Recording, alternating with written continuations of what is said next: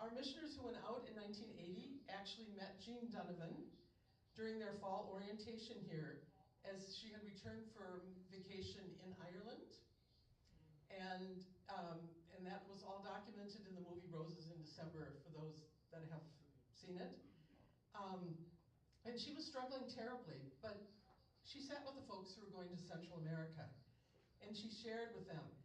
And I spoke with Sheila Matthews about this, and she mentioned the incredible unity and care which people came together during that time. And I'm going to quote Sheila. She's sitting here. I hope I got it right. "I am grateful that I am with this group of people, deeply cared for, and God gives you this group to be with, and this confirmed my commitment to mission," unquote. And I think all of us can resonate with that. And that sums up, to me, what really happened. And I think that's today's a day of remembrance as part of that group that went out. Do want to note that Post-it notes were introduced for those who thought everything stuck to the wall. It didn't until now. And if you know me, you know sports, and Miracle on Ice was the U.S. hockey team. So today we have Sheila and Antonia. Do you want to stand up? They're with us today from that group.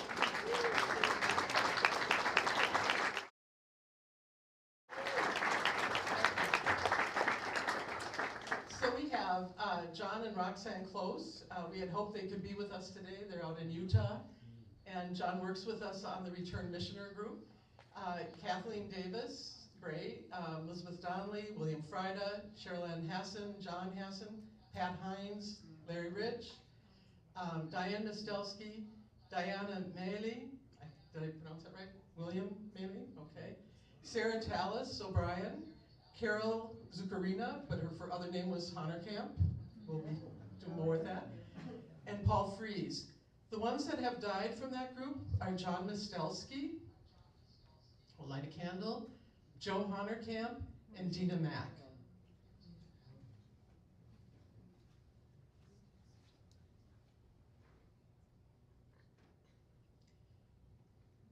$1985.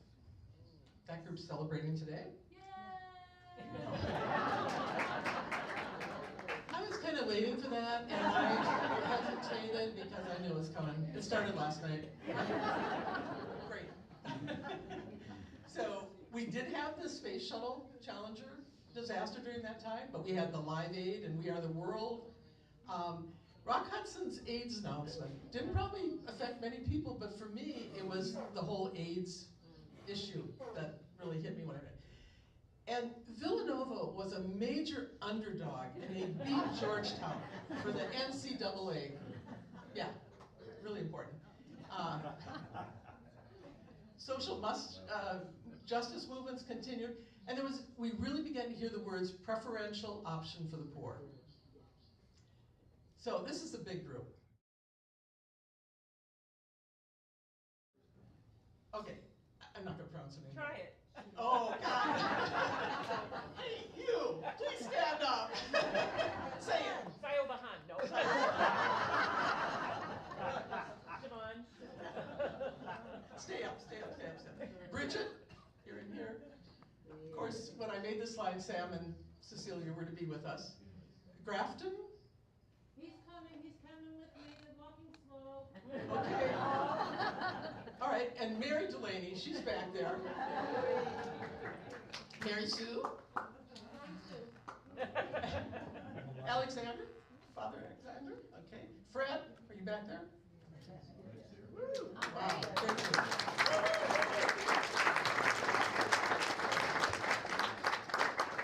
And you notice I had to give them their own slide. Because so many of them showed up today. So, but this group is huge. And great. Love that interaction. Okay, Jane, and Bonnie, and Barbara, and Ed, and Chris, and Wes, and Patty, Lynn, Stephen, Janet, Jill, Rose, Barbara, Janet, Ellen, Patricia, Javier, Catherine, light our candles, we have Carolyn Vossi and Thomas Geckler and Steve Peone. Is there anybody else that group knows? Ron Vossi. Was he in that group too? Okay, Ron Vossi. There's some more candles underneath too if you want to. Yeah. Good. Yeah. I want to say that with Ron and Carolyn, every time I met them, they always talked about the Mapuche Indians. True? Yeah. So I had an opportunity to go to Chile this year. And I tell you, I was so dang excited. My brother kept saying, "What is wrong with you? You keep talking about the Mapuche Indians." I said, "That's all I heard back at Maryknoll from those two." It was great. Okay, 1990. Okay, Nelson Mandela finally got released, thank God. Reunification of Germany, Cold War. John Paul II visited Tanzania, Burundi, and Rwanda. It's lovely. And we just had wars all around the world, massive earthquakes in the Philippines, and we had the launch of the Hubble Space Telescope. So we began to see what's out there and what's going on. This group, we have Jeanette. She's here. Yeah. Are Linda and Joe here? They were supposed to be here. They're coming. Later today. Later today. Well, we'll have to remember them when you see them. And Lynn.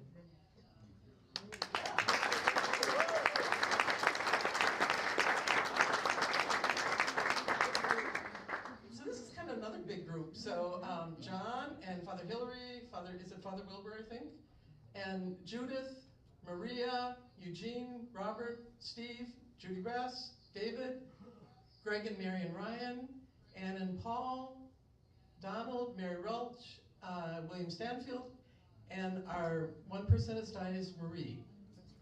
And how do you say her last name? Ostarache. A candle for her. Presente. 1995, the World Trade Organization was established. O.J. Simpson. Yeah, we all know. World Youth Day in the Philippines, and John Paul II was there with 5 million others. Nice, close, intimate mass. I'm really happy about this one. Was the first drug was approved for HIV treatment. So certainly in Africa, we began to see deaths go down. And Japan had a major earthquake. Still in mission. Chris, where are you? Stand up.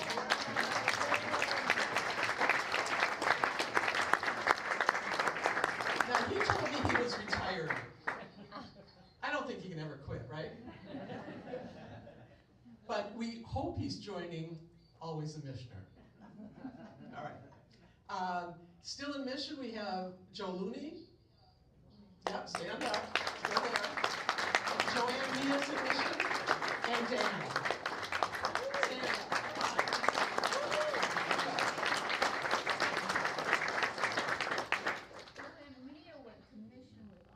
Yeah, and then she went out for a while and then came back. Yep, yep. She joined when Martin joined, her husband.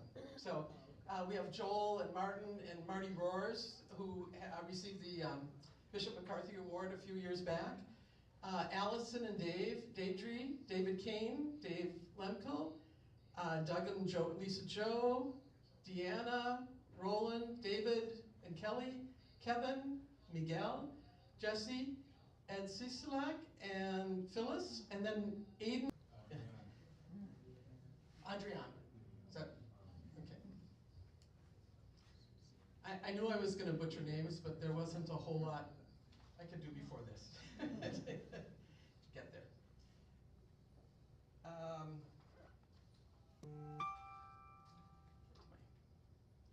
So in 2000 we had the Y2 scare. We all remember that, don't we? We thought the world was ending. And then the International Space Station inhabited for the first time. Amazing. Launch of PlayStation. And the world celebrated the turn of the millennium, but we were afraid, what's going to happen with every computer, because they're not smart enough to turn over. Did anybody have problems? Yes, we know. So still in mission with this, we have Coralise, who's down at the border, still going strong down there. I saw her in May, and Joanne Blaney in Brazil, still going.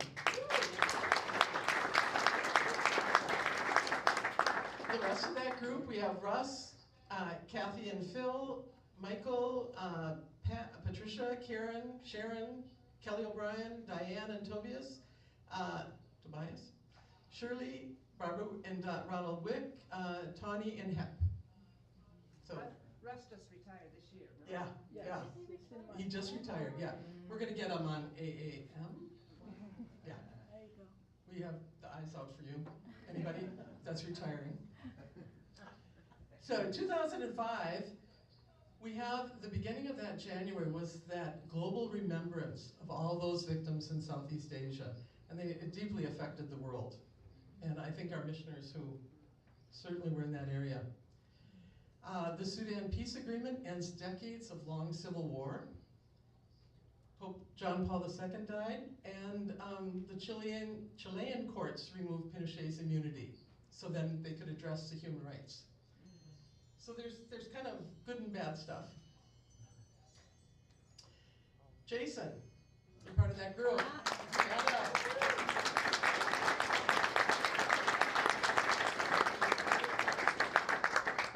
Along with Anna and Sean, Rose Anderson, Claudia, Lauren and Stephen, Selena, Stephen, Timothy, Garrett, Karen, Terry, Megan, Tara, Sarah, Kimberly, Stephen, Tom, Becky, Joe, and Vicki Smith. Another big group. Just to note to say that Ana Abogatas was first in Chile, Peruvian lay missionary together with Clara, I don't remember Clara's last name, and then later became an associate of Maryknoll Lay Missioners. Good, thank you. Yep, those are great little pieces of info for all of us, yeah. And I really wanted to read the names today because we remember them.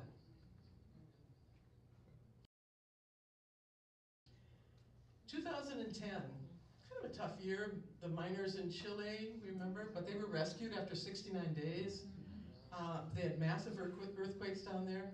Haiti had a massive earthquake. But the World Cup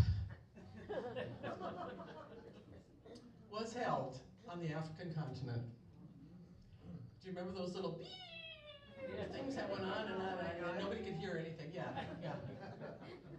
It was crazy. I'm surprised they didn't ban them for the rest of their life. And then there was an Iranian woman who was sentenced to death by stoning that year.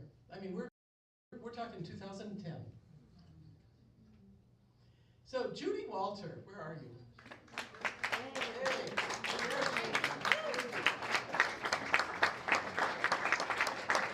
Judy went out with Mary, Catherine, Ann,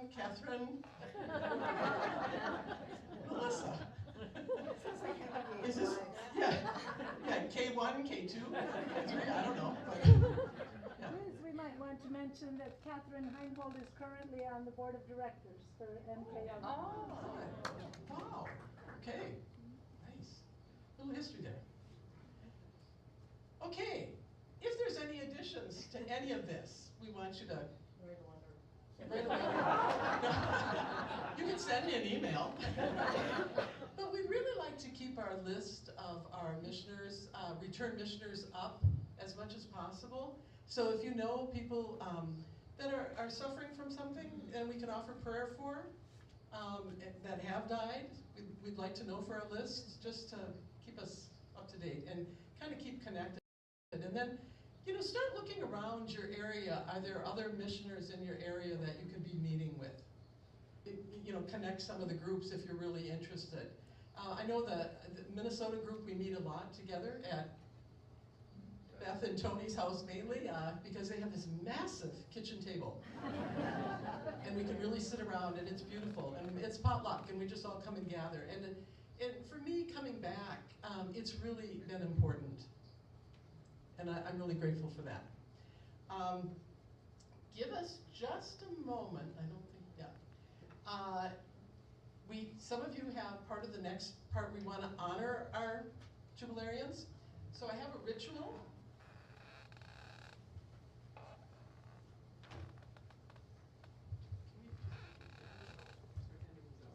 Yeah, everybody get a copy of this.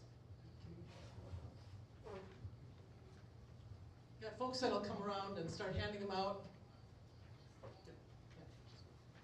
Out in the group. Spread the word, spread the word. Oh, and can I have one?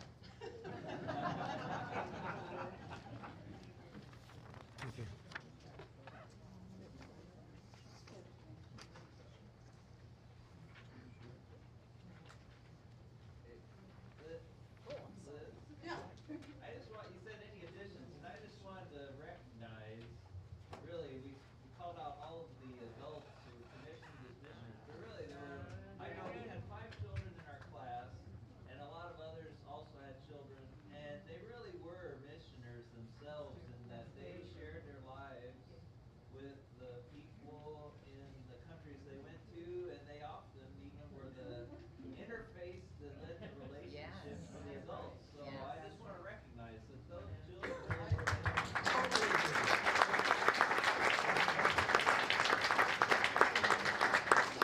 This is going to be a group thing, not just me. So yeah, I didn't get that list of all the kids. I'm going to look for it though.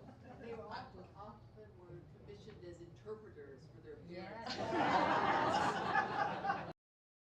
The neighbor later is saying this to you, Mom. The neighbor lady. Yeah.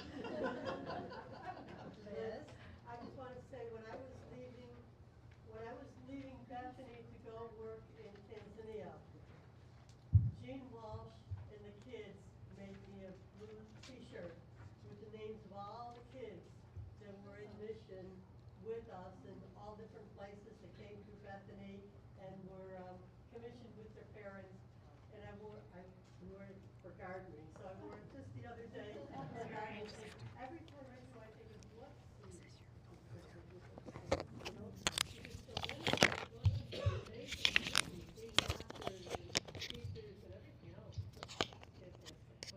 And again, if we could get some of those stories of those kids as they've grown up and what they've done, we need to put that out on our own blog that we have.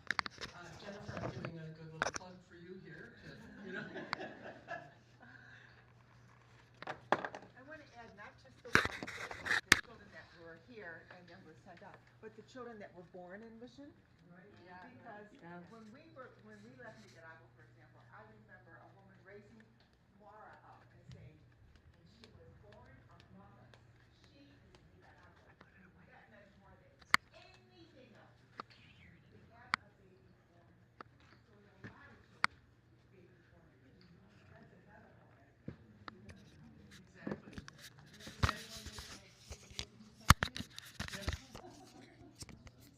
would like to acknowledge Josh Sisolak, who is the son of a bishop from Jubilarians, who is now a minister with us, who was sent last year. Olivia? So they would pick up the sound.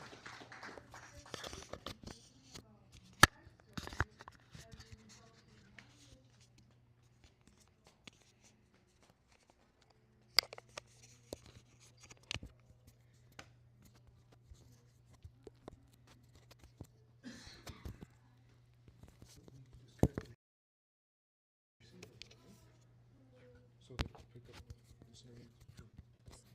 Liz.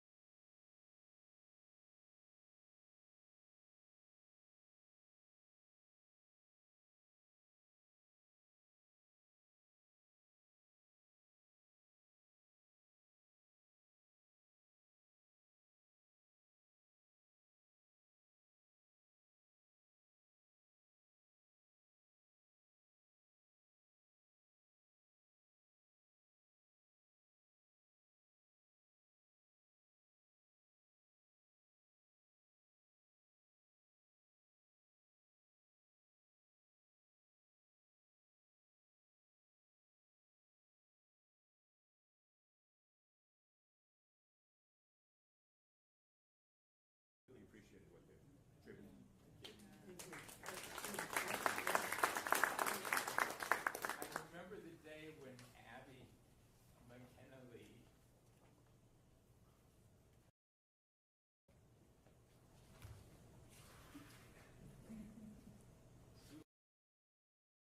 one of those kids. She was going her first day at school, and she did cry. And Amanda said to her parents, Abby told me, no matter what happens to me, it's all right.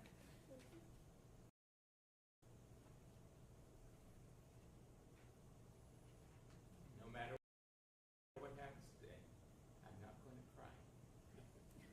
And in some ways, I think that's what lots of us. Absolutely. We're crying. Thank you. Yes.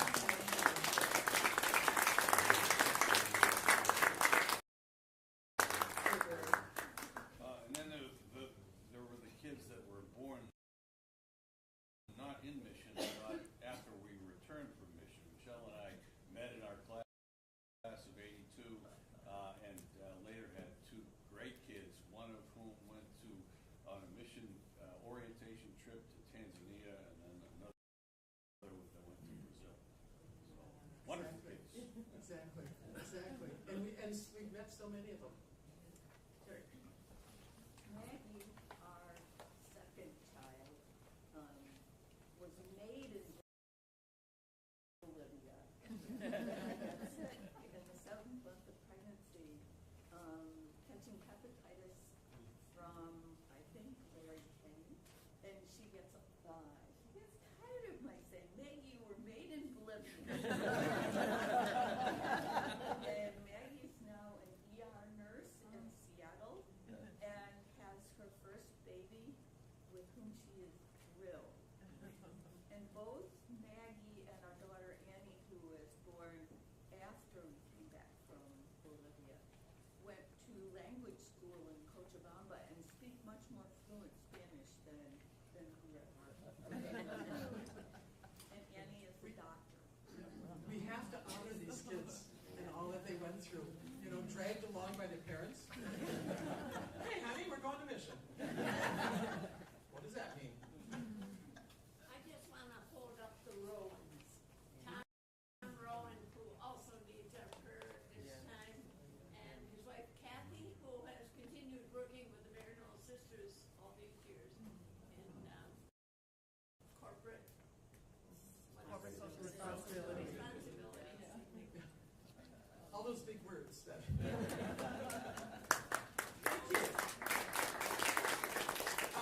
What we'd like to do is move into the ritual, because we are kind of on a little time. I could stand up here and just keep talking about this, but they only gave me this much time. I'm getting the hook soon. So we need Bob up here, because Bob's going to lead us in singing, and if that doesn't bring back memories, right? And if we have some good voices that want to be his choir behind him. We got the Supremes behind him. Tony, come on, you could be the Supreme. Who wants to sing with us? Come on.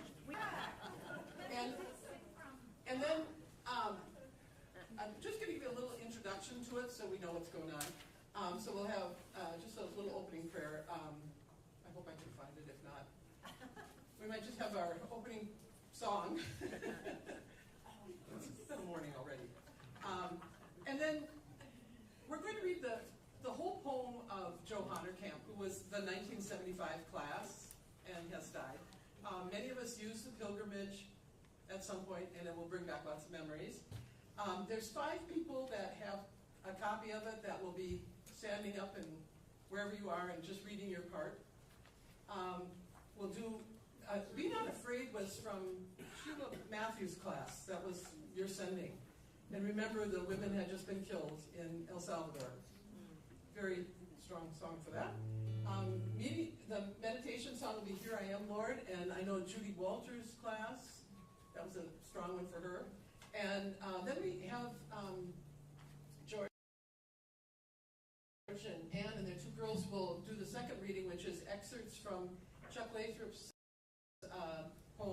search of a round table.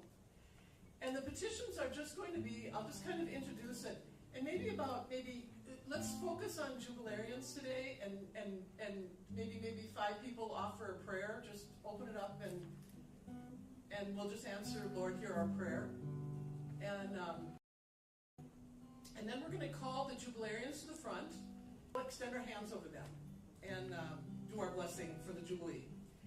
And then Elvira will have a little something, and then we'll close with Song of the Soul, which was the 1985 song. Yeah. Tough. Yeah. But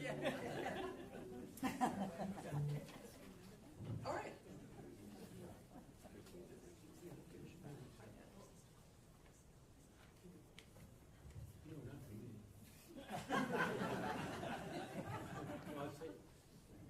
All right, let's stand up and let's just sing our song and then go into our pilgrimage. Yeah, in the spirit, I should say in the spirit of lay missions over the years, this is really winging it, because but hopefully some of these words correspond with Do we have the songs? We have the songs we were going to put up there. Can you remember? Not afraid?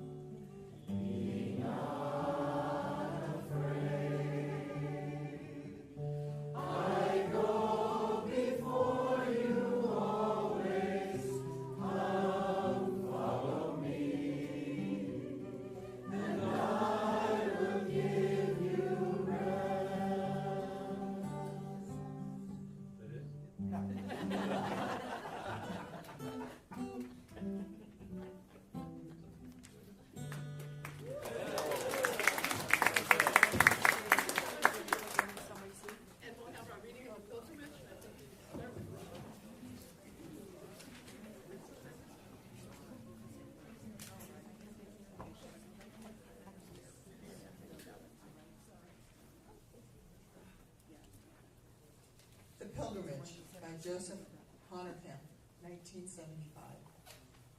Once upon a time, people lived on planet Earth who were different from the rest of the crowds. And whether these people needed a breath of air, but when their prayers were not answered, or maybe when their sweethearts died,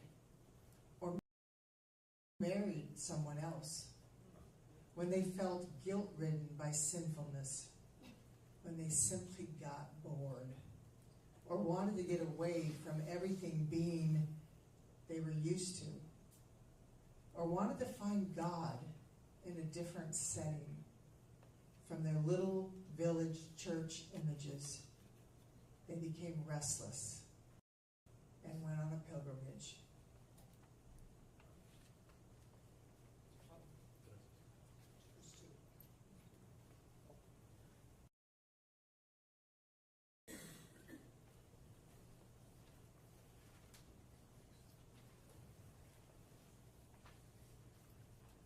A land far, far away from where they had lived, because it was known that God revealed himself or herself there in a special way, perhaps on a miracle that had actually taken place.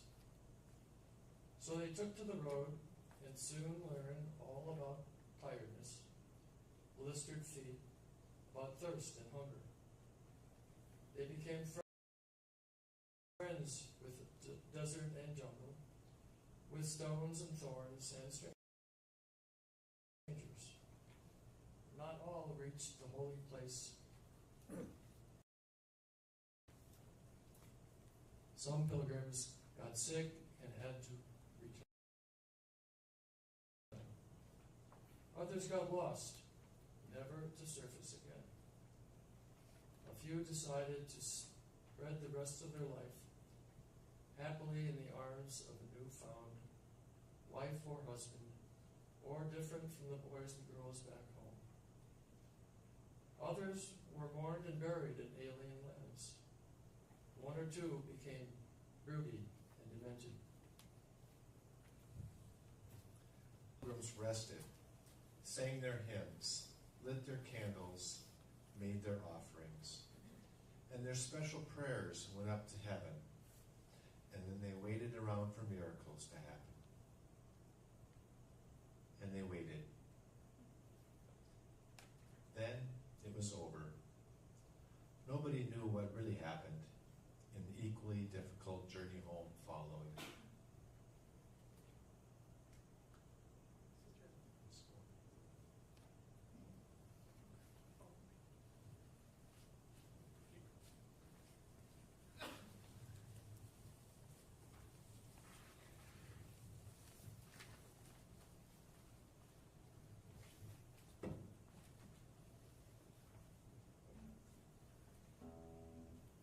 Did they even manage to settle again?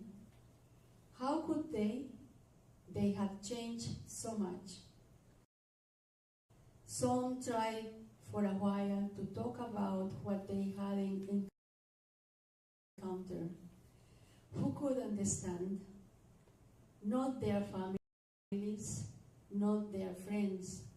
Others could not or would not talk about it at all. But they remembered it for the rest a secret. What was the magic of their secret? Was it the memory of the busy and noisy, strange city? Was it the color and beauty of exotic flowers and sunsets? Was it the unbelievable sweetness and richness of wines growing and ripening on the other side of the globe? Was it the aftertaste of the spices which strange food had left on their tongues? What was it all about?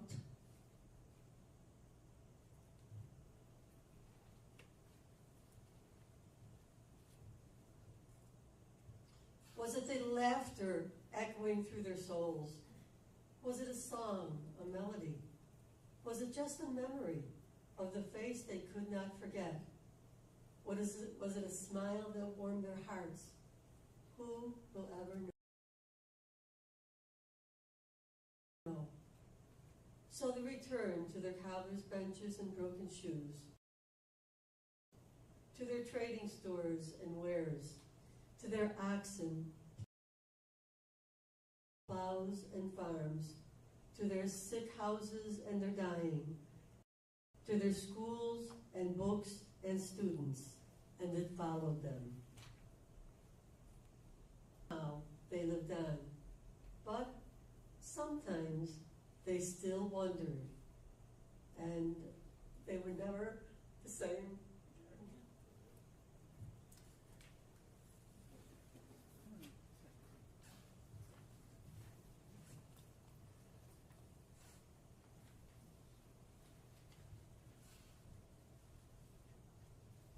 With the chorus.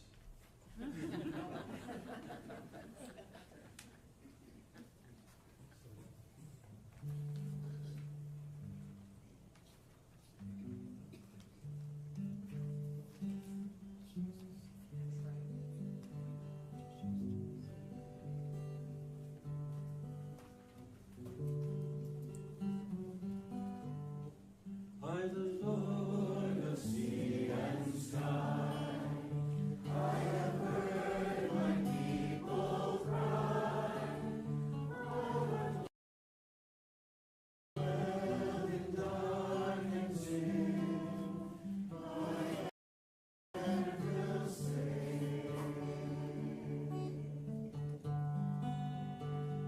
I will bring the stars of night. I will make their darkness bright. Will bear a light to them. Whom shall I send?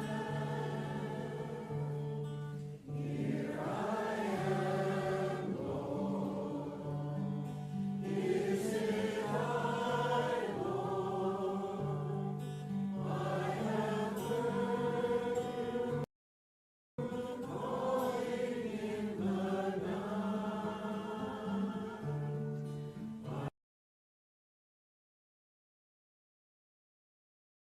If you lead me, I will hold your people in my heart.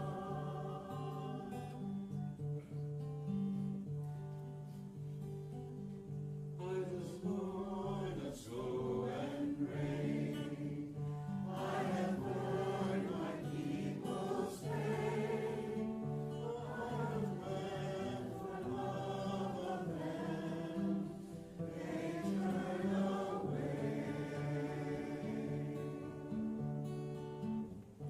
I will break their hearts of stone. Give them hearts for love alone. Won't speak my words to them. Whom shall I send? Here I am, Lord. Is it I, Lord? I have heard you calling in the night. I will go, Lord, if you lead me. I will hold your peace.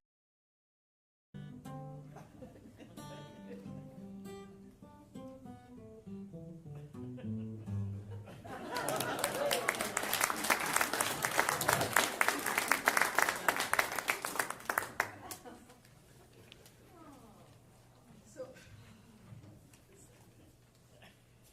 for our second reading,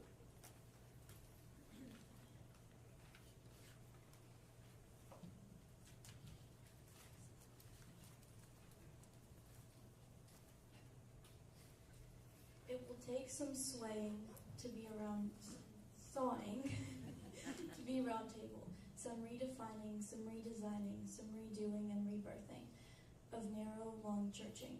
Can painful be for people and tables? It would mean no dazing and throning, but for one king is there, and he is a foot washer and at table no less.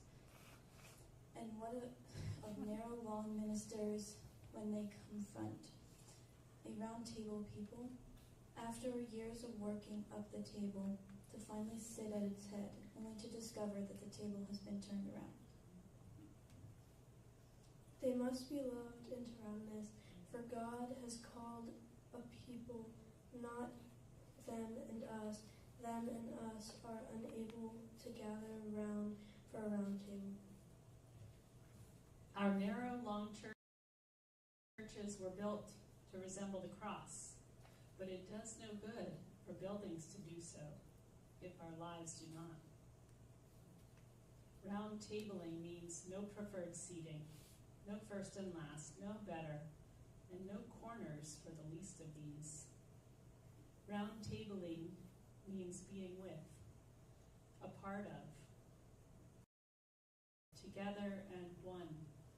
It means room for the Spirit and gifts, and disturbing, profound peace for all.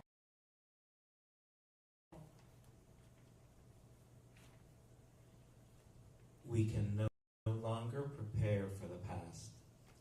We will pause for other than a round table. We are bound to follow, leaving the sawdust and chips, designs and redesigns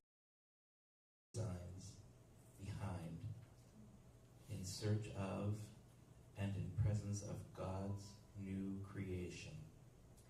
That is God's, not ours.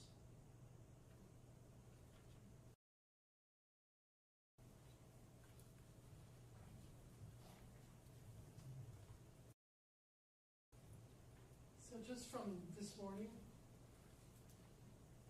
3 to 5 prayers if someone would like. I've just been told to do that. And we'll answer, Lord, hear our prayer. I would like to pray with all of us for my dear classmate, Sam Stanton, who's living his last moments. And as we know, he was the executive director, but he was the member of the great class of 1985. I also would like to pray for Tom Rowan, who's been living with ALS for the past several years. And I learned that another person has been having a hard time, Regina Gavin from Venezuela. And anybody I don't know that is having a very hard emotional, psychological, or physical time, please, dear God, hear our prayer. Lord, hear our prayer. I'd like to pray for Deirdre Cornell, whose mother passed away last week. She and her husband Thomas were planning to be here, but today's the wake, tomorrow's the funeral. Lord, hear our prayer.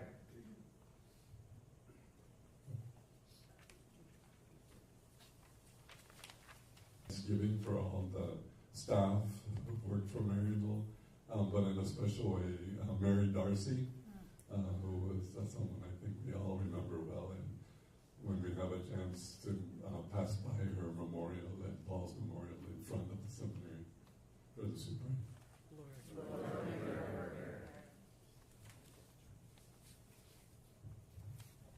I'd like to pray for my wife Liz, who was part of the first class, and she was a great person and really wonderful in every way that she taught the people in Guatemala. And she's my special angel. Let us pray. Lord, hear our prayer.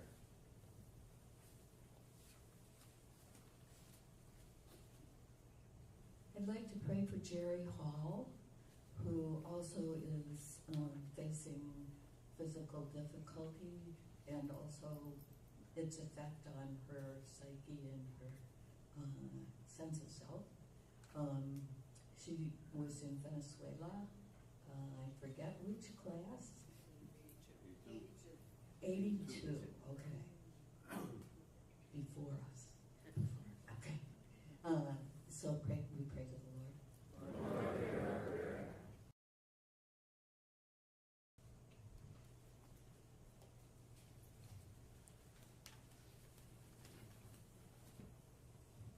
yesterday, Don and I went to the Sisters Cemetery, and we visited the final resting space of so many of the sisters that were key to our experience.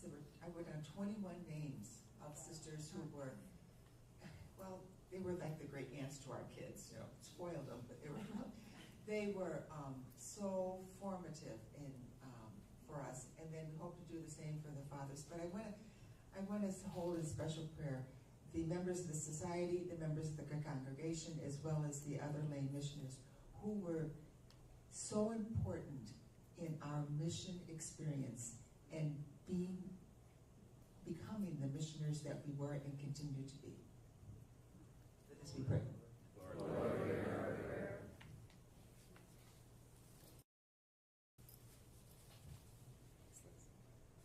I just wanted to extend thanks for all the classes of the Jubilarians and their children, and but especially mention one that made a big difference in my life, and that from the class of '85, and that would be Bridget, Mayor Masana, because I arrived in Thailand in '86, '87, and she was the lone woman in this group of great men. It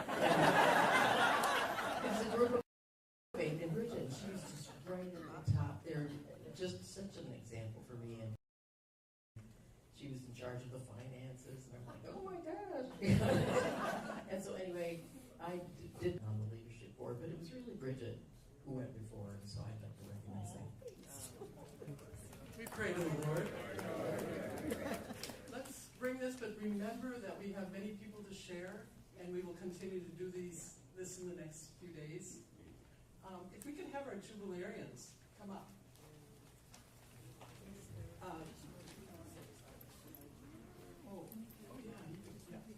Come on up here and face outward.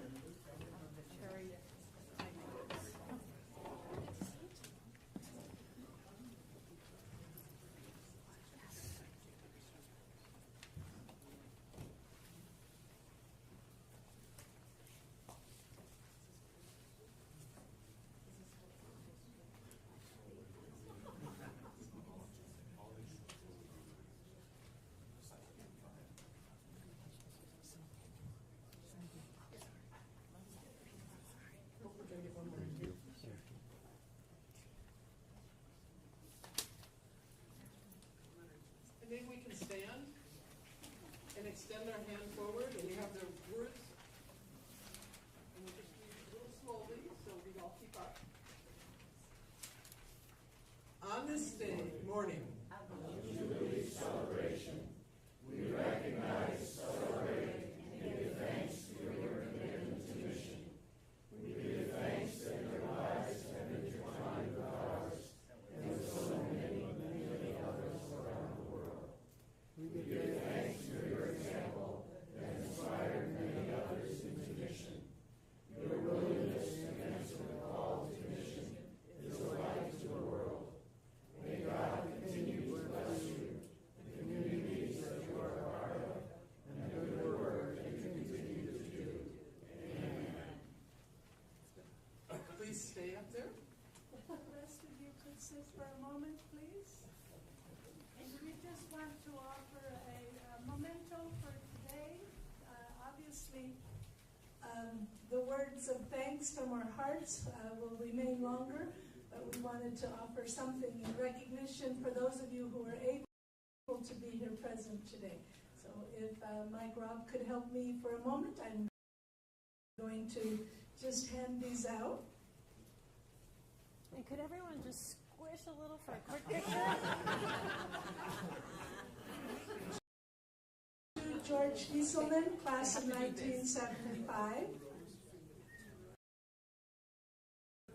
So you'll have to.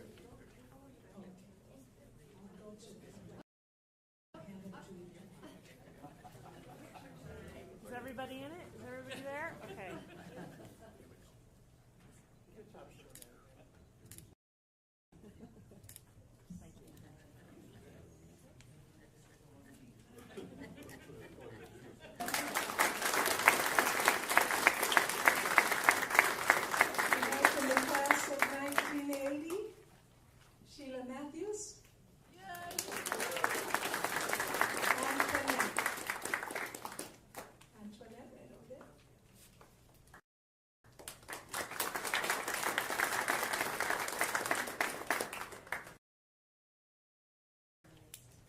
from the famous class of 1985.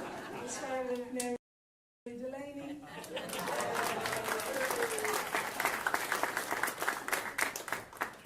We'll keep Cecilia and Sam's here. Fred Goddard.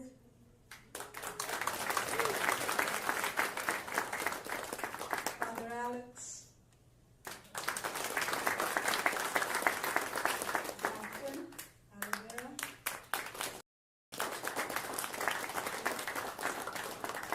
Maricel Vasquez Oliveira.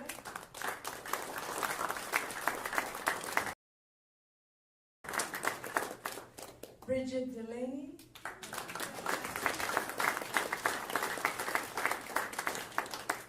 And Mary. Mary's.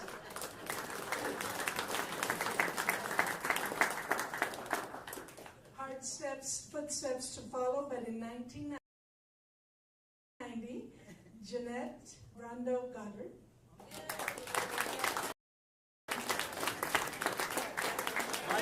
Yes, come on over, Jeanette. We didn't bring you up. It's a Come on surprise. over. Come on up.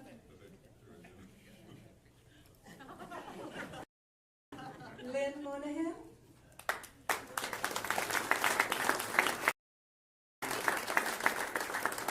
And I believe the Michons will be here later. Joe and Linda Michon.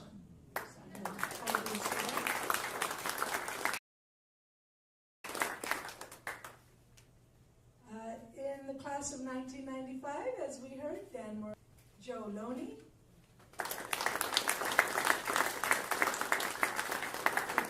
Chris Kidney,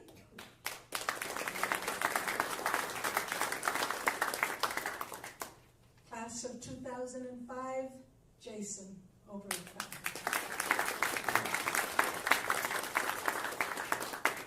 And our class of 2010, Judy Walter.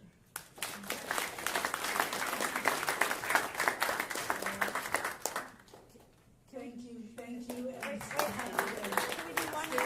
Get together again for another picture because we didn't get Jeanette in the Because we didn't get Jeanette yet. And everyone hold their picture in front of them. And if you can squeeze in a little bit. Everyone stand up. Okay, 1, 2, 3. 1, 2, 3. Okay, great.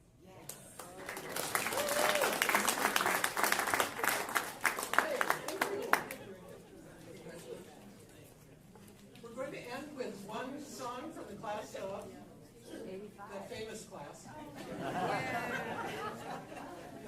I'm not even going to say it anymore. You all know who I mean.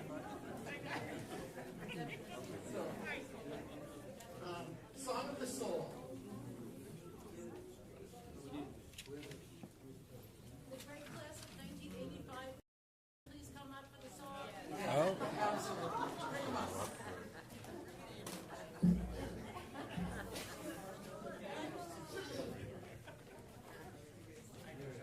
No, I was going to say no. You started just mouthing. Olivera, who are you? None of us know this song.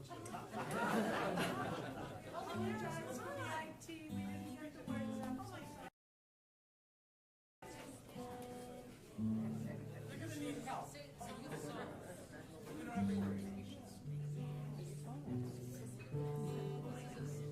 This is a tough song, everybody.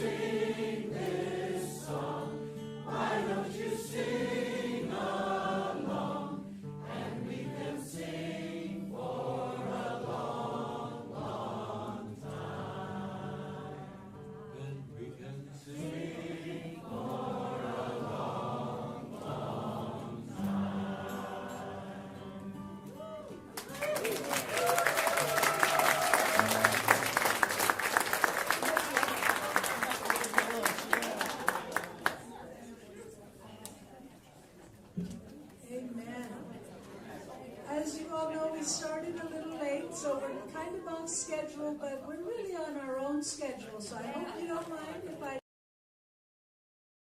don't just say, let's take a 15-minute break right now, and then we'll come back and resume. We still have a key role presentation and our Bishop McCarthy Spirit of Mission Award fireworks.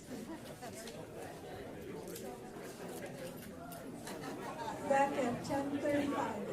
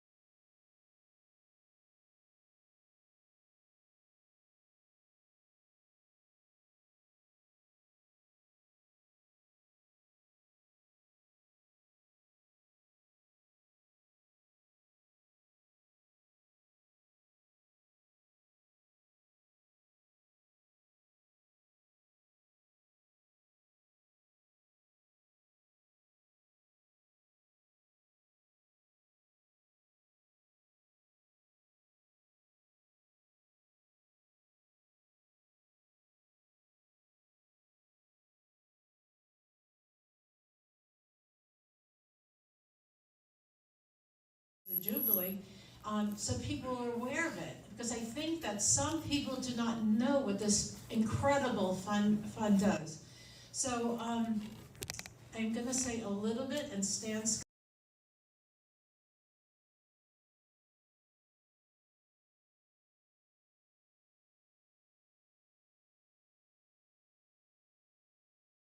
So, Kiro is a very special fund. It started in the 1980s, 82, and really it was the brainchild of 3 people.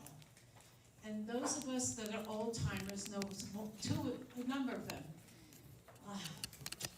Ron Dubois, he was a Maryknoll priest that left, and he was a former priest, I should say. And then our dear Mary Darcy and Paul Darcy. Mary was a psychologist who did all the psychological assessments and let us in the door. And she was here for years. But they had this idea of when people leave Maryknoll, we need to find a way to assist them if they need financial help. Because a lot of religious organizations, you go and good luck. It's not a matter of they provide any assistance. So this was born, and basically, since the 1980s, we have distributed $1,600,000. And so,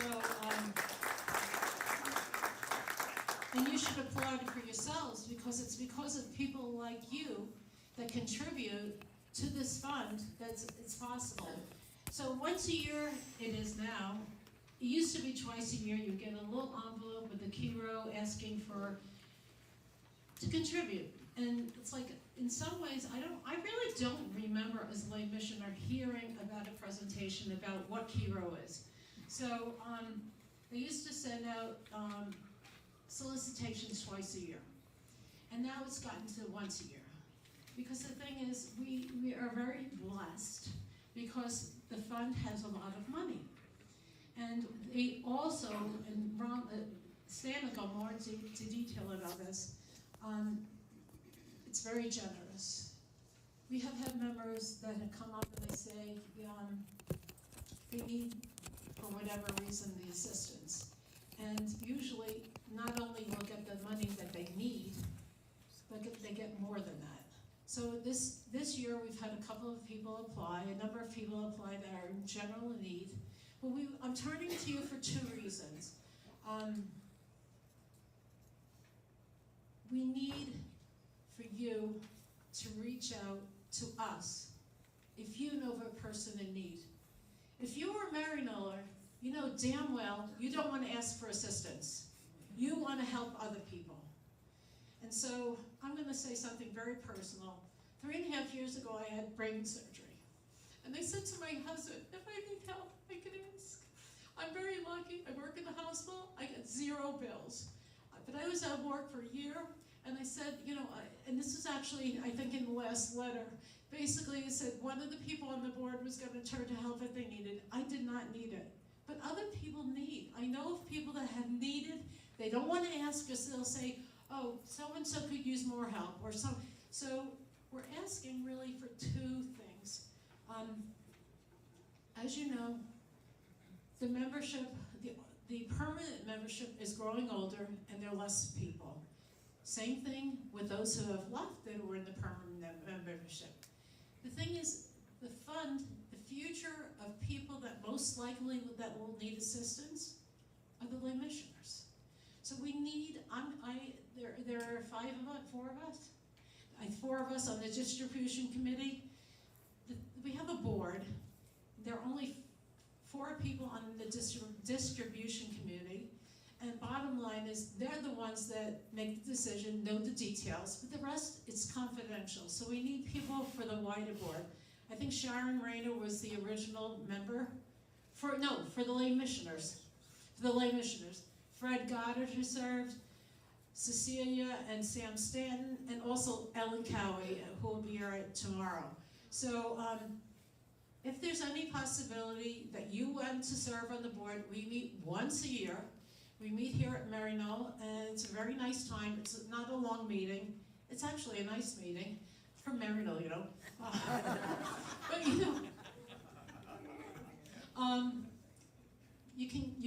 contact me or Stan, which is on that blue paper that I love. It's beautiful. Anyhow, so Sam is going to give you a little about the history, but there have been people, we try to have people from each of the disciplines, the other thing is to know it's totally, its own entity. Mary, can I just say a word about it? I just want to, my name is Nancy Sosnowski, class of 91.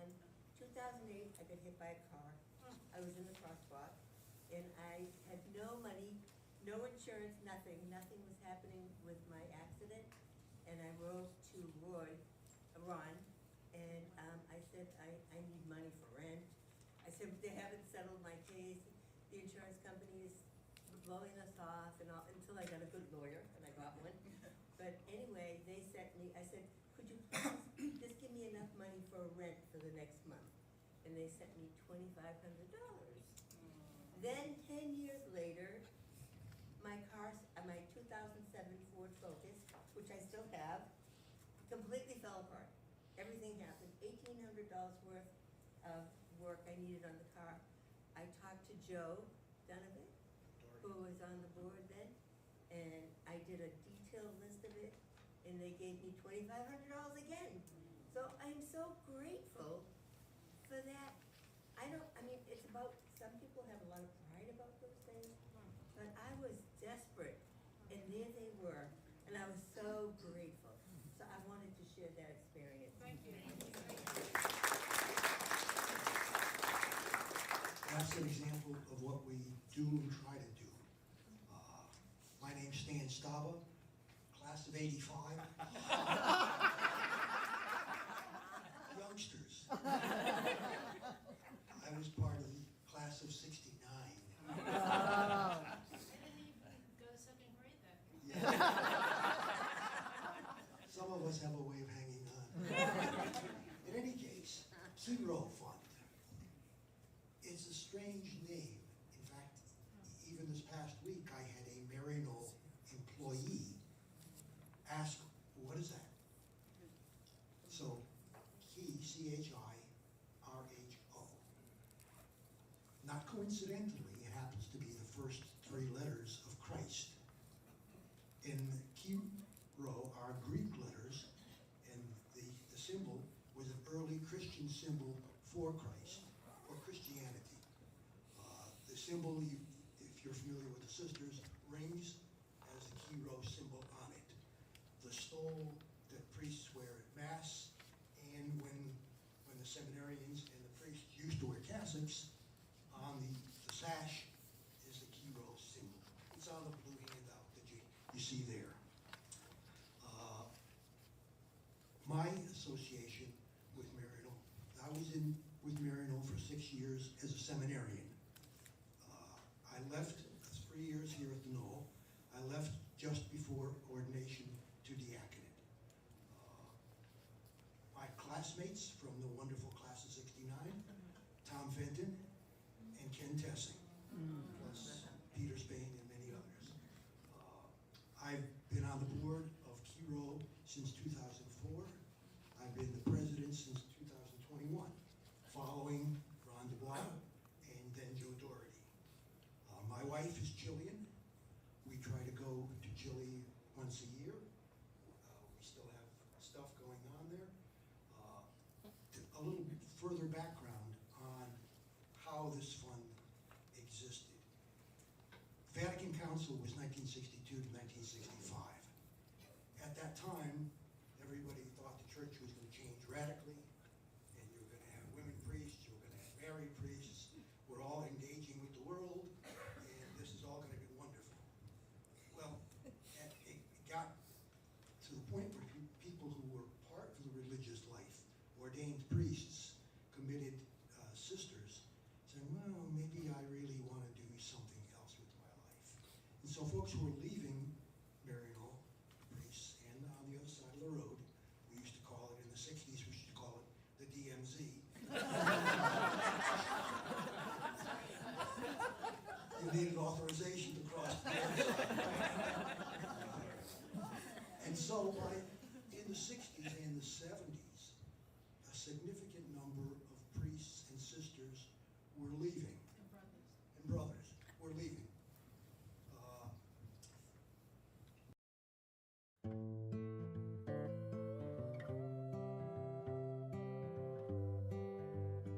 The Migrant Center, we call it Centro San Edmundo, or the St. Edmund Center, opened up just this month in early January, having outgrown our previous location at St. Catherine, St. Lucie. We believe very strongly in donations with dignity. What we offer for the migrants who arrive is a hot breakfast, a place for their children to play, okay, and then they can select from a variety of different clothes and things that we need.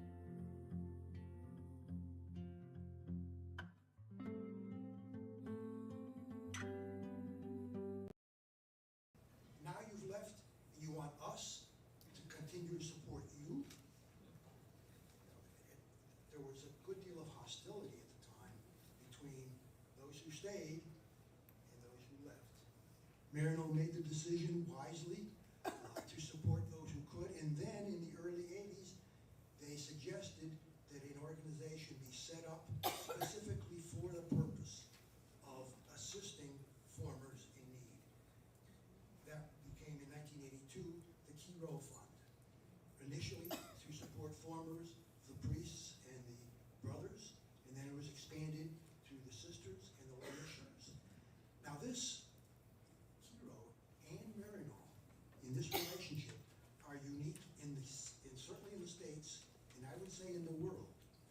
Where else do you find a religious organization where people decide to leave, and that there's a structure set up to help support them if they need it? Usually, it's goodbye and good luck, and don't let the door hit you on the way out. Before I came to Maryknoll, I spent 2 years as a seminarian for the Archdiocese of Hartford. And so I still have classmate friends who are priests in Hartford.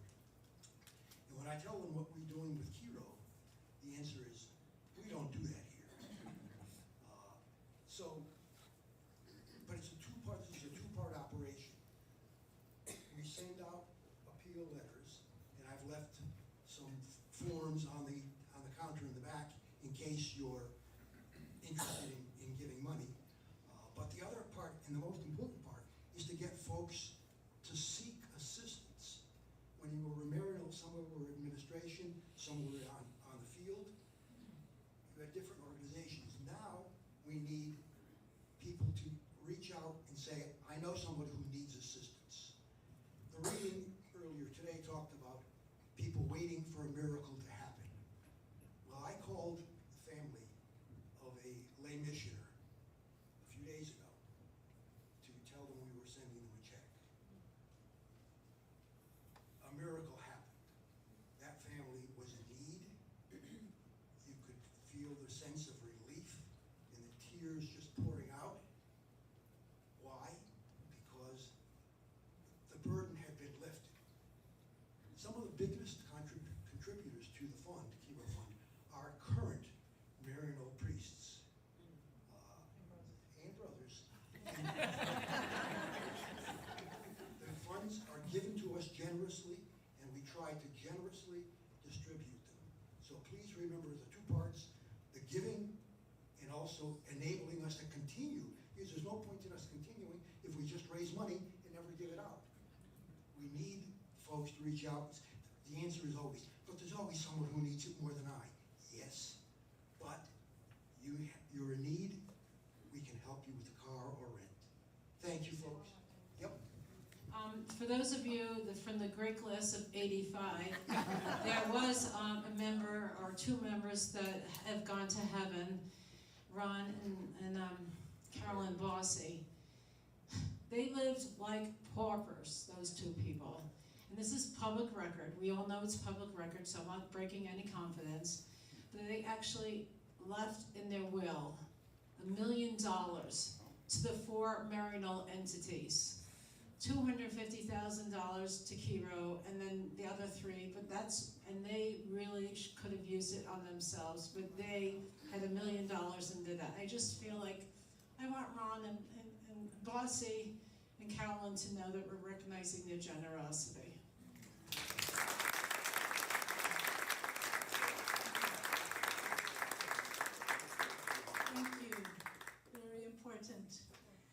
this time, I would like to invite Ella to come and join me.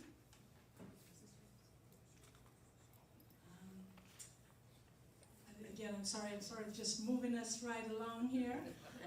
Ella Brady is the granddaughter of Rhonda and Bill. Excuse me, for a minute there I'm getting it wrong. No, Rhonda and Bill Paver. And today we are about to begin talking about the Bishop McCarthy Spirit of Mission Award. I'd like to begin by talking about who was Bishop McCarthy, because I thought what a great opportunity that we have Maryknollers here who really, we've been giving this award for 6 years now, and I didn't know if all of you really knew a lot about him, so that over the years then when people ask you, why Bishop McCarthy, you would feel like you had a good sense of why this person we have this award named after him. So Bishop McCarthy was from the Diocese of Austin, where Maryknoll got to know him through Father Bill Woods from the very beginning. And then later, we got to know him through Marge Humphrey, who is very dear friends as well with the Paver family.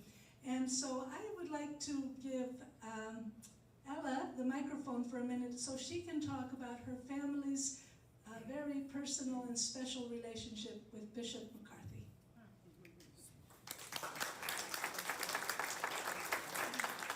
Good morning and happy Jubilee.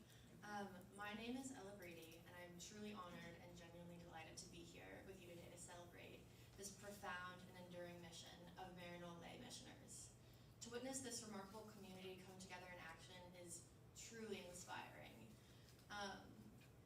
I'm a junior at Villanova University, and as Elvira said, I'm the granddaughter of Bill and Rhonda Paver, who served on the Maryknoll board for 9 years. I stand before you today on behalf of the Paver Family Foundation with the privilege of presenting the Bishop McCarthy Spirit of Mission Award. This honor was established in 2019 in the name of the late Bishop John E. McCarthy.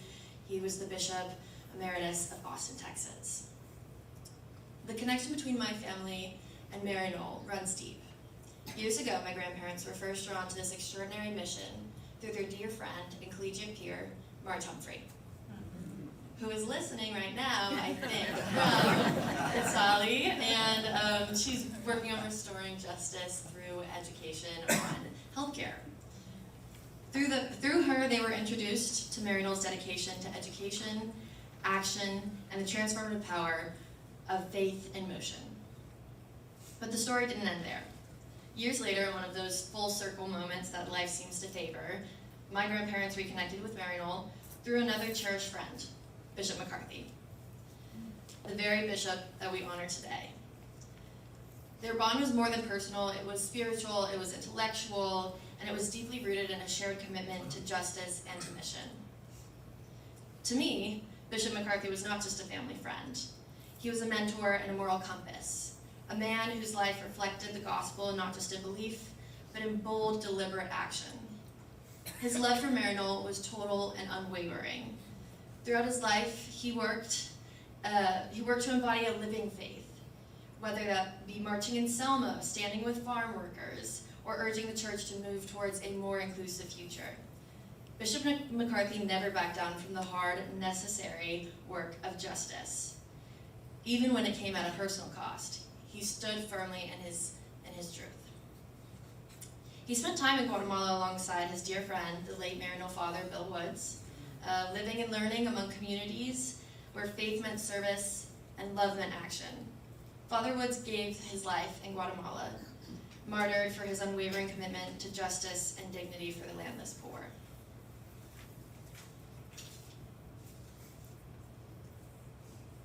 Every Tuesday, Bishop McCarthy gathered with my grandparents in spirited conversation, debating history, ethics, politics, and scripture. He was a rare thinker, a relentless questioner, and above all, a man of deep, deep compassion. He and those he surrounded himself with understood that the spirit of mission isn't just reserved for distant, far-off lands. It lives in how we show up for each other, for the poor, and for peace and justice every single day.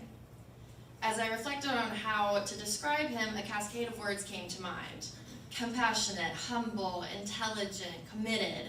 He had a laugh that filled the room and a heart that did too. And yet, no list of adjectives could ever capture the depth of his soul. So, instead, I'll offer a quote that he often cherished: "By your works, you will know us." That is the essence, I believe, of what we are here today to celebrate. A life lived in service, a community forged in faith, a mission carried forward across generations. 50 years of planting seeds of hope, building bridges of solidarity, and walking with the marginalized. What a gift, what a jubilee. This award, the Bishop McCarthy Spirit of Mission Award, recognizes returned lay missioners who, even after their formal service, continue to embody those values of justice, healing, and compassion in all that they do. I have no doubt that Bishop McCarthy would be deeply proud of the work being honored here today, and of all of you continuing to answer the call. So thank you for the lives you touch, and the peace you make, and the love you lead with. May the spirit of mission continue to move boldly and beautifully throughout your life. Thank you.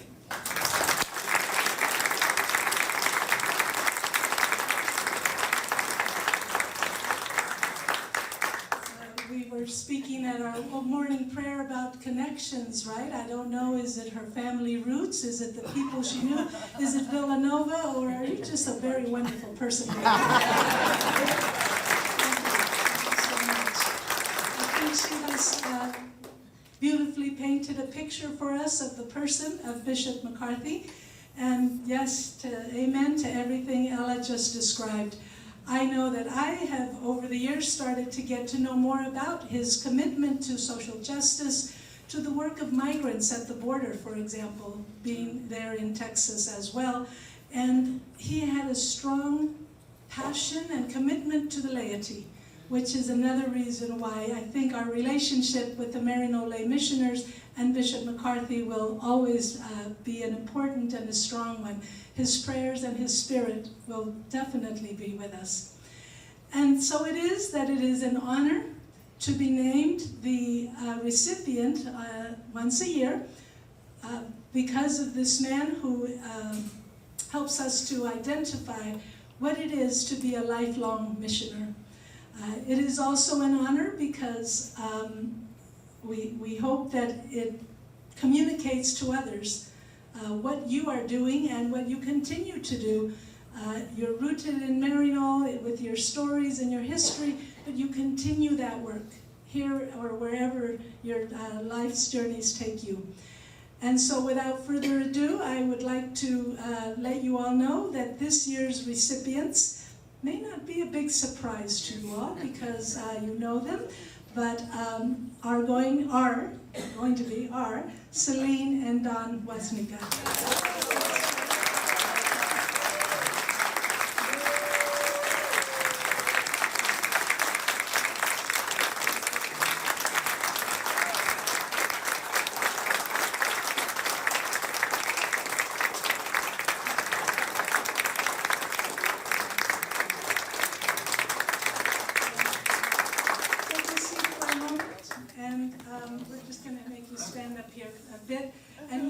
They say a picture is worth 1,000 words. We actually have a video to show you what it is that made you stand out to your colleagues who nominated you and why this award is now into you. So please, if you could, we could watch this video.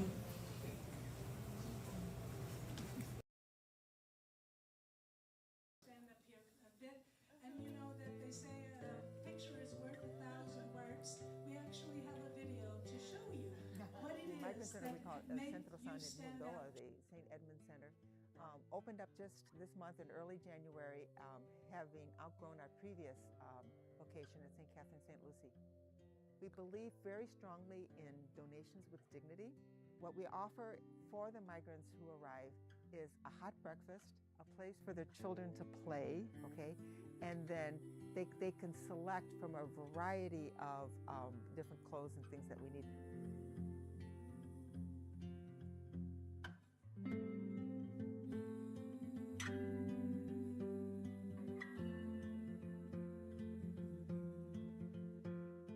I've been coming every Monday morning since the fall. And it's just very heartwarming and inspiring to me to see how kind people are being in terms of donations. So people are going out and getting these things and donating them here. And then Tuesdays and Thursdays, the migrants come, and by the next Monday when I come, most of what I've worked on categorizing has been absorbed. I know it's not everything that these asylum seekers need, but I think it's a way that we can help. I feel like I've found a home amongst the Zapatos. The services here have evolved into social services, but also we've added the spiritual element. So we've had Mass on Christmas Eve in Spanish. We're going to do Mass in Spanish during Lent. We have Father Vittorio Brusella, who's a Claretian priest, who's now with us on Tuesdays and Thursdays at offering spiritual counseling, accompaniment. He's meeting with couples that want to get married, meeting with families that want to baptize their children. So it's really started as a social service ministry, but has really blossomed also into a church ministry. There is some reason why so many of these volunteers have been helping us since last June and come back every Tuesday and every Thursday. And they say it brings meaning to their life.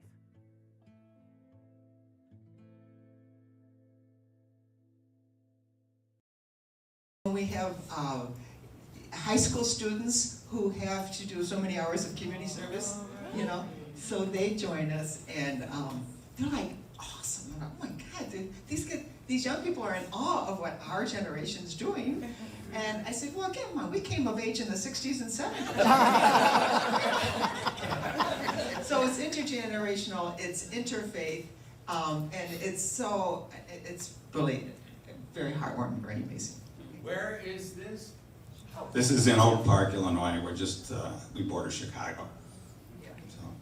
So, as a way of saying thanks, I just wanted to share quickly 2 experiences we've had in the last 6 years.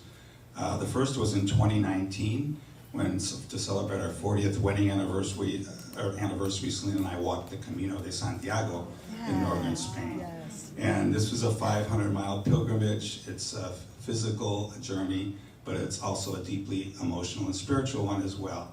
And on the way, you meet so many different people who are walking the same paths, carrying the same backpacks, eating together, sleeping in dormitory rooms at night together. There's a confidence and a camaraderie that develops among these people that few experiences I've had in my adult life measure up to that.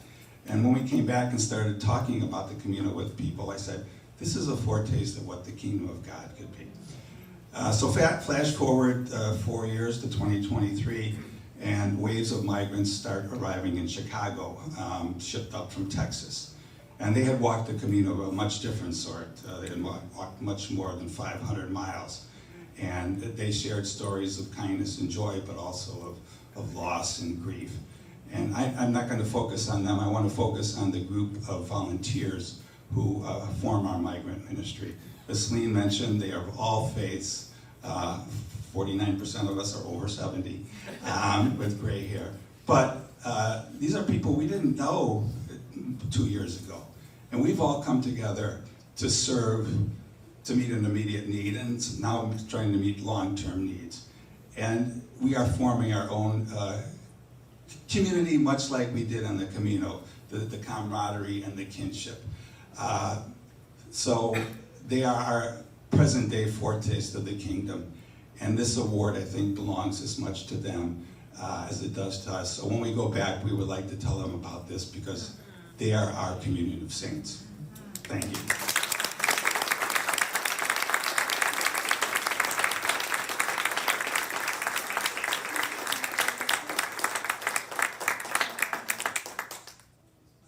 Please come forward in the center here. Right in the front.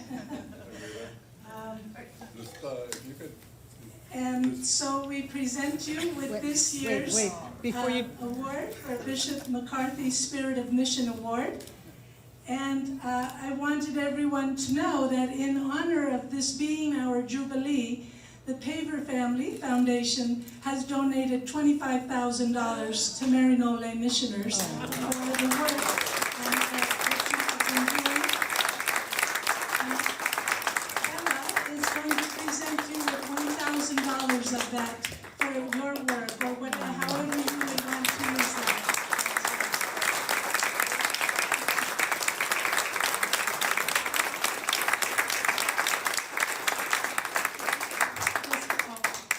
She wants us all in here.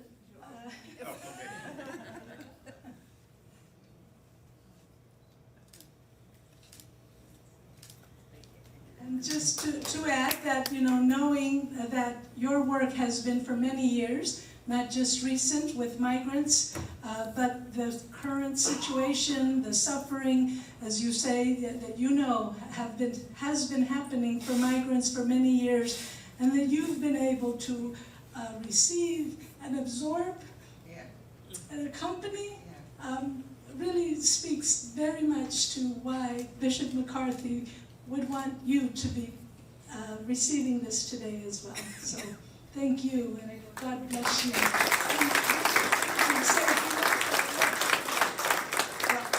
I just want to add, I shared yesterday that Don and I went through this, we visited the cemetery, the Maryknoll sisters, and we will go now with the Maryknoll fathers, and we really do stand on their shoulders. They were so, the lay missioners, the congregation, the whole Maryknoll community really grounded us as missioners, always a missioner, right? But it's ongoing, and yesterday at Ellen and John's talk, I kept on taking notes thinking, that's for right now, because we have to pivot, and when they filmed this, they made this video, we were seeing over 200 people a day, sometimes 250 coming to the center.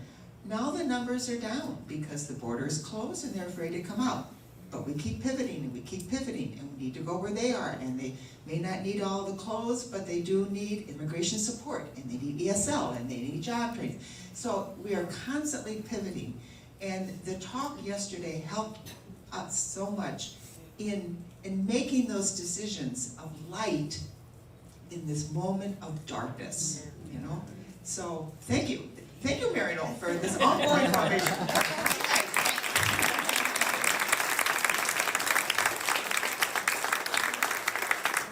Thank you very much.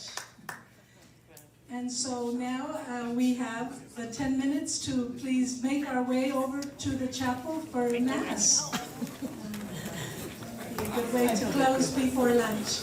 And then just a reminder, I won't make an announcement at Mass that we won't gather together until 3:30 at Bethany.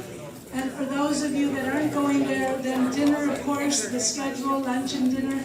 But at 7 o'clock, our keynote speaker with Marie Dennis right here at 7 o'clock. Be there at 3:30 at Bethany.